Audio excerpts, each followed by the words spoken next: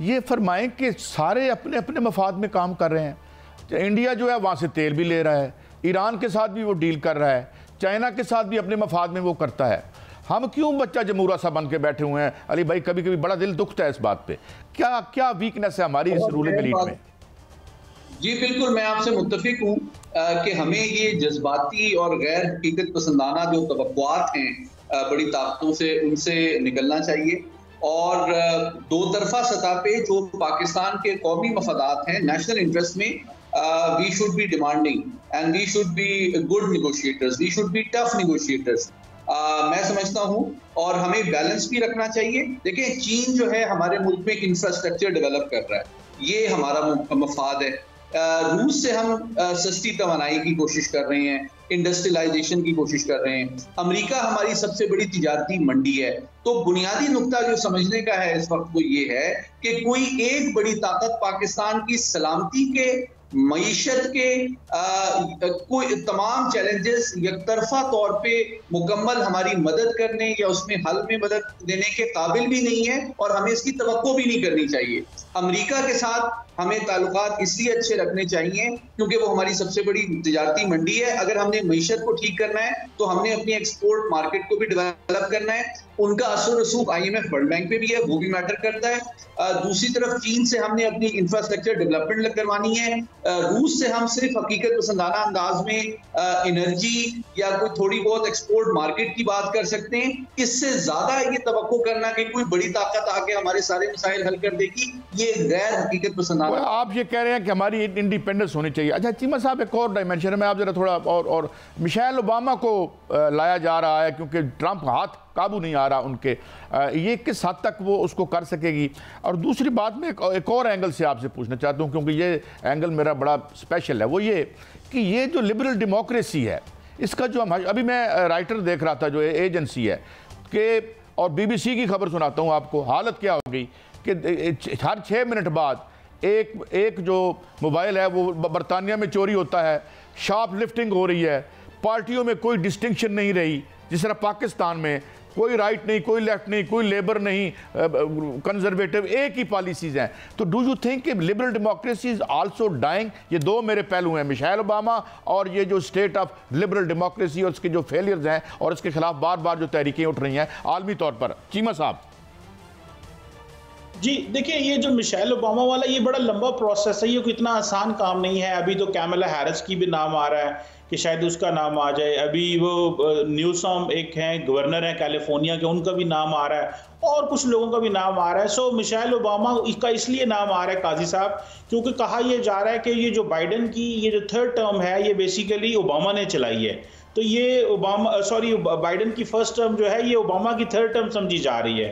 तो शायद इसलिए कहा जा रहा है कि ओबामा साहब का इतना इन्फ्लुएंस है कि वो अपनी बेगम को ले आएंगे। तो ये थोड़ा सा लंबा प्रोसेस है, इतना आसान नहीं है। गो के अभी कल न्यूयॉर्क टाइम्स भी ये कह रही थी कि बाइडेन अपनी जो इन पर्सन कमरे में ऑफिस में बैठ के तो ये कह रहे हैं कि रन करना मुश्किल है, लेकिन अभी पब्लिक में वो यही कह रहे हैं कि वो रन करेंगे। सो एक इतना आसान काम नहीं है, लेकिन जाहिर बात है बाइडेन के लिए सवाल खड़े हो गए हैं और डिस्कशन कहीं और कुछ और होनी थी, लेकिन डिस्कशन खुद सेल्फ बाइडेन पे आकर रुक गई है। Any how this is one point. Second, जो आपने जो लिबरल डेमोक्रेसी की बात की, ये बड़ा इंपॉर्टेंट पॉइंट है लिबरल डेमोक्रेसी का। पर्टिकुलरली आप देखें कि अमेरिका के अंदर जो फॉर एग्जांपल जो 2020 में जो चीज़ें सामने आई, जो ट्रंप साहब ने करने की कोशिश की, और आप देखें कि किस तरह वो प्रोटेक्शनिज्म की बातें करते हैं, इकोनॉमिक प्रोटेक्शनिज्म की बातें करते हैं। जिस तरह फॉर एग्जांपल ट्रंप साहब ये बात करते हैं जी कि जो यूरोपियन ममालिक 2% अपनी GDP का नहीं देंगे नेटो का, हम उनको डिफेंड नहीं करेंगे। तो यूरोप के अंदर ही ये बातें हैं। इवन के थोड़े अर्सा पहले फ्रेंच प्रेसिडेंट एमैनुअल मैक्रोन एक यूनिवर्सिटी में खिताब कर रहे थे, वो कह रहे थे कि यूरोप कैन डाई, यूरोप खत्म हो सकता है अगर हम अमेरिका के ऊपर डिपेंड करते रहे, और हम ये जो पुराने ट्रांस अटलांटिक अलायंस है और डिपेंड करते रहे ग्रेट पार्ट्स के ऊपर। ये फिर बरतानिया की जो आपने मिसाल दी है, वहाँ पे लेबर एंड कंजर्वेटिव पार्टी की वहाँ पे ये जो चीज़ें चल रही हैं।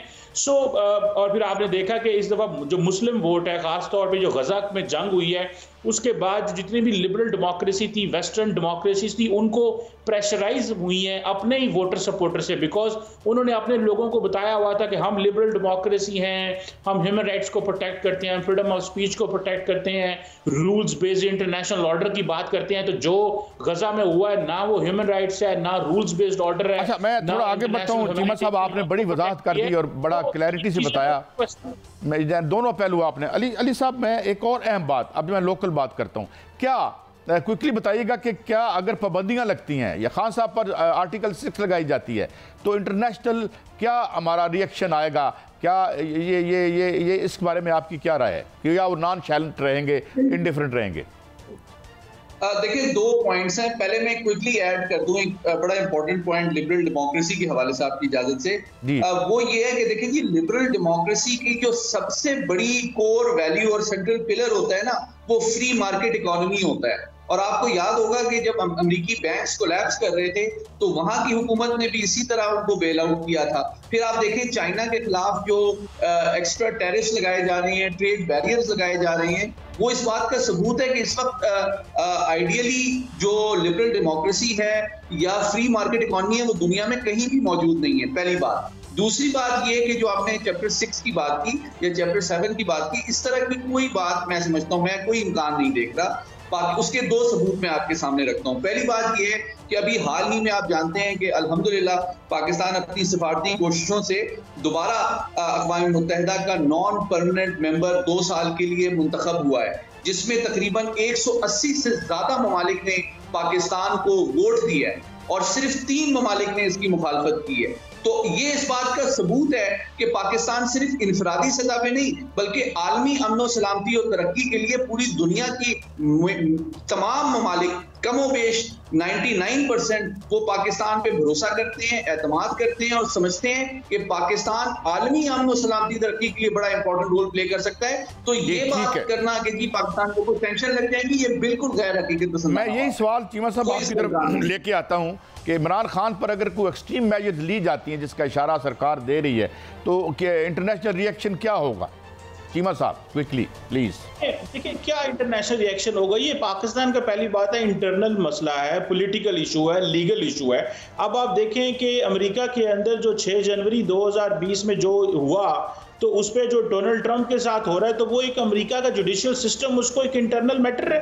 लोगों ने कहा कि जी अमेरिका के अंदर आज तक इस तरह के ऑप्टिक्स नहीं हुए कि लोगों ने कांग्रेस पे हमला कर दिया हो और लोग कांग्रेस में जाके स्पीकर की चेयर पे बैठ गए हों और वहां पे तस्वीरें बना रहे हो। तो ये जो चीजें होती हैं, ये दुनिया में ये जो राइज ऑफ पॉपुलिस्ट जो पॉलिटिशियन सामने आते हैं तो उसके फिर कोई आफ्टर इफेक्ट्स भी होते हैं और वो फिर जो जिस तरह मुआशरे को चलाने की कोशिश करते हैं वो कोई जिसे कहते हैं ना कोई कानून के मुताबिक नहीं, वो समझते हैं कि हम डेमोक्रेट भी हैं लेकिन अवाम को कहते हैं कि सड़कों पे आओ और बदतमीजी करो और तूफान बदतमीजी हो और कानून को हाथ में ले लो।